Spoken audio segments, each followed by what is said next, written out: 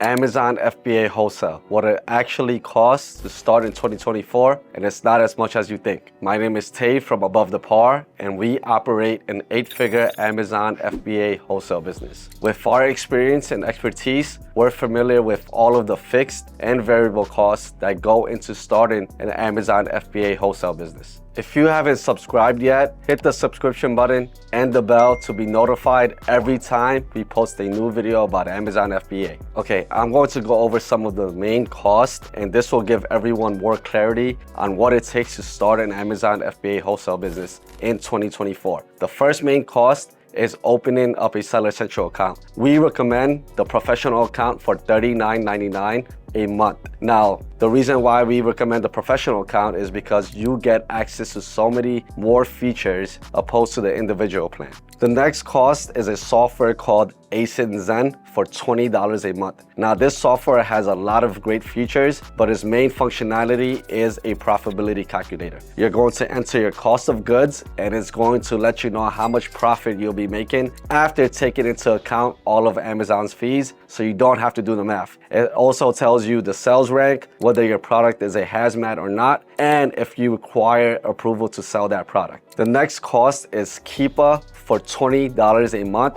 Keepa is probably the most important tool for Amazon sellers to make informed buying decisions. Now, Keepa tracks and displays the price history of products on Amazon. It also displays other historical data such as number of sellers, sales ranking, and other important metrics. If this video is bringing you clarity and value, comment below and hit the like button. The next cost is a price list scanner like Scan Unlimited. Scan Unlimited is $70 a month, and what it does is scans your supplier catalog. Now, your supplier catalog should have a UPC code, and every product on Amazon is required to have an UPC code. What Scan Unlimited does is it scans the UPC code on your supplier catalog. It retrieves the product information from Amazon, such as the description of the product, Amazon product link, and the profitability of the product, to name a few. So it's a great tool to have to automate the sourcing process. Now, the final cost associated with starting an Amazon FBA wholesale businesses is money for inventory. Now, we suggest a minimum of $1,500 to start off with. The more the better, but we suggest you don't go too crazy on inventory. You're just purchasing the inventory to learn the ropes, because you will make mistakes. So you don't want to spend too much on inventory and make a 5-figure mistake or a 6-figure mistake.